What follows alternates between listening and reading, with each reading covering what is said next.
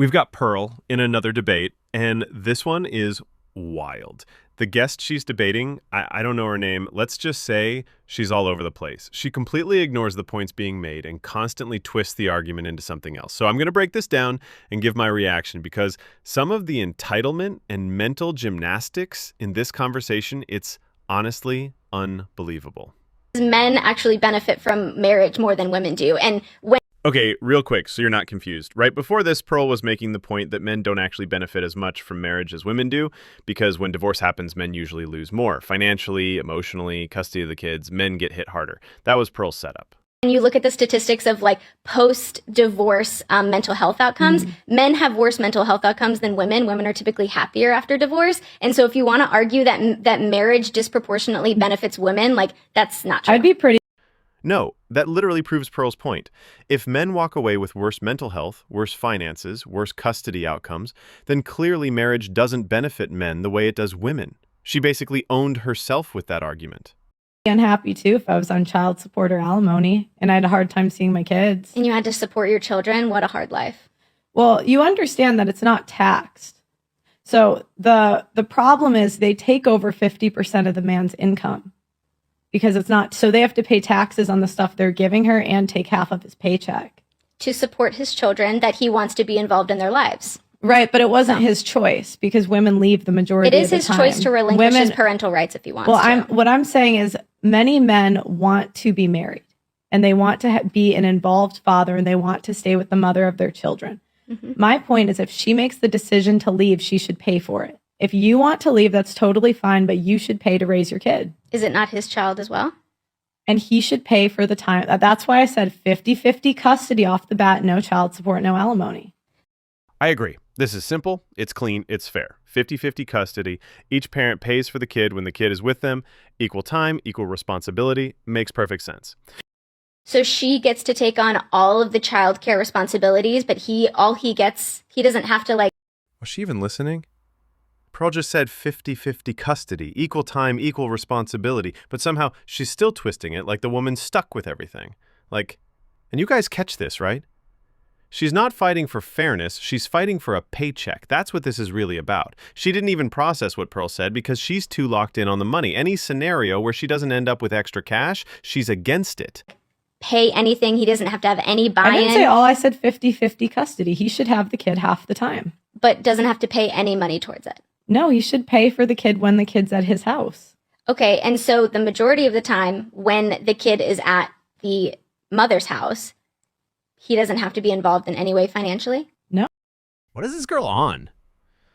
Pearl just corrected you. She literally just corrected you, and you're still arguing like she didn't. Am I the only one who heard her say 50-50? Am I hallucinating here?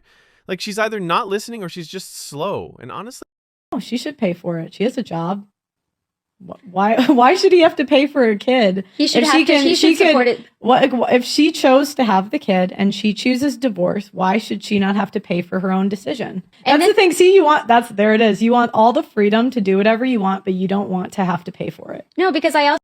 Exactly. You want the freedom to divorce? Fine. But freedom comes with responsibility. You don't get to walk away and still demand someone else carry your weight. That's basic accountability. But every time Pearl says this, she looks like accountability is a foreign language, like she's allergic to it. I also think that the way that you look at these issues and the way that you look at these divorces is very nefarious towards women. And so I just think that it's very interesting to see the way that you speak about women and the way that you think about women and the way that you think that we make these decisions as if we're just flippantly getting a divorce and like taking advantage of men as if like it's not more nuanced than that, because you don't seem to appreciate the nuance of the human experience and the complexity of relationships. Listen, nobody is saying there aren't valid reasons for divorce. Abuse, betrayal, sure, those exist. But let's not pretend most divorces happen because of that. Statistics are clear. The majority of divorces are initiated by women, and the number one reason isn't abuse, it's I'm not happy. So when she says it's nefarious to point out women leave more often, no, it's just the truth. The problem isn't that men don't appreciate nuance. The problem is she doesn't want to acknowledge cold, hard data. And every time you challenge her with facts, she retreats into emotional buzzwords like complexity of relationships. Guys, let's be real. That's not nuance, that's excuse making. think there are valid reasons for divorce. If women want to divorce, that's totally fine. They can do that. I think that they should pay for their decisions. Again, this goes back to, I say if you want the freedom to do something, you should take the responsibility that comes with it. You want them to have the freedom to do something, but not have the responsibility that comes with it. So you say you can have the freedom to divorce. Totally, we agree, right? We can have the freedom to be a single mother, to go into medicine or whatever career you want, but I think you should have the responsibility to pay for it. And I don't think that, do you think that's unreasonable? Well, I would just flip it around, right? I would say that if men want the freedom to be a part of their child's life, then they should accept the responsibility that that entails, which includes financial responsibility. But women have the right to work now. Yeah, but men still out-earn women. Because they do harder jobs. Not necessarily, no.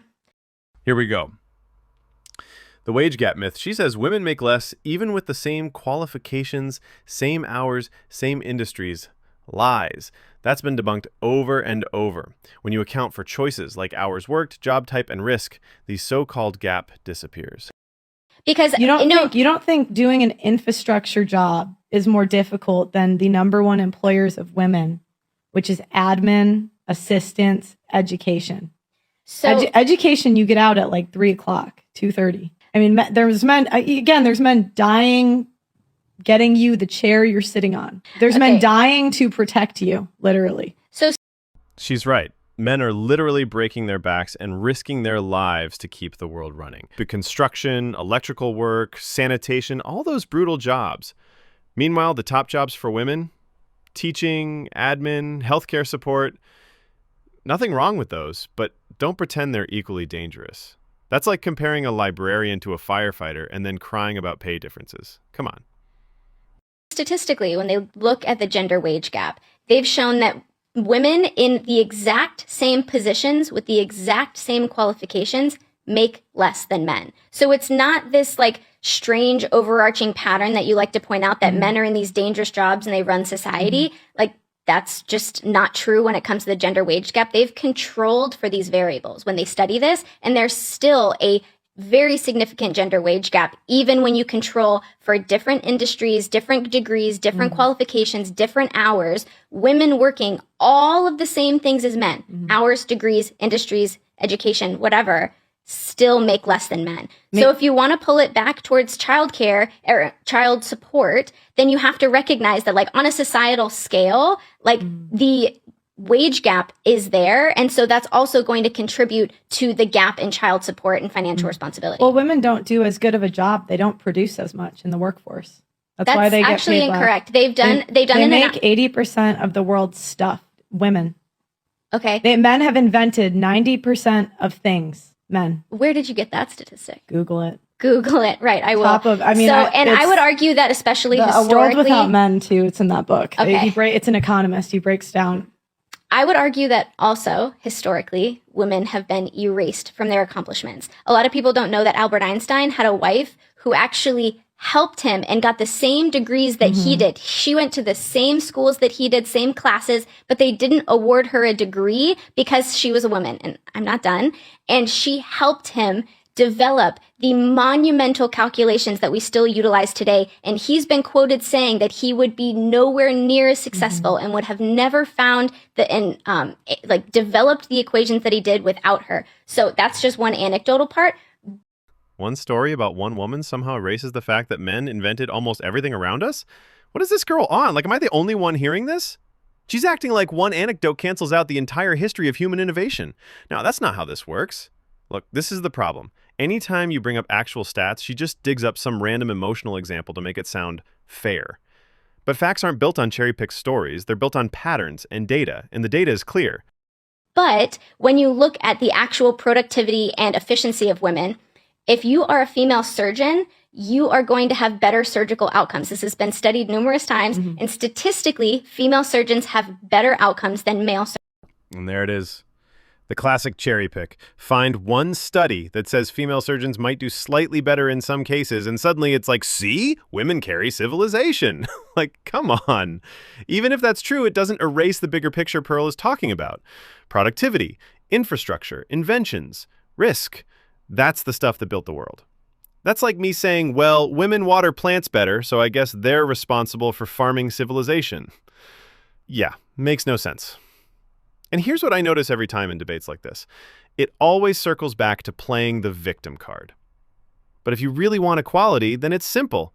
50-50 custody, no alimony, no child support. Equal rights, equal responsibilities. But that's not what she wants. She wants equality when it benefits women, and privilege when it doesn't. That's not equality. That's entitlement dressed up as feminism. And honestly, that's why people are waking up to this. The double standards are just too obvious now. Either we all play by the same rules or stop calling it equality. And hey, if you're with me on this, do me a favor. Hit that like button, subscribe for more reactions, and drop a comment. I want to know what you think.